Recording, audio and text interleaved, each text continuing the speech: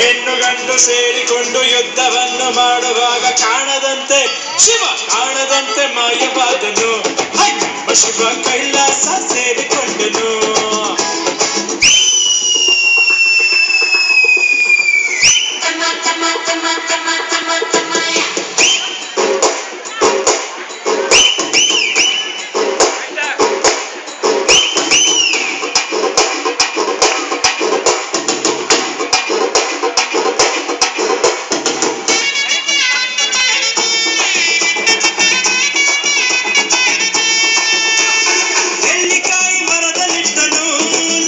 ಶಿವ ಕುಂಬಳಕಾಯಿ ಬಳ್ಳಿಲಿಟ್ಟನು.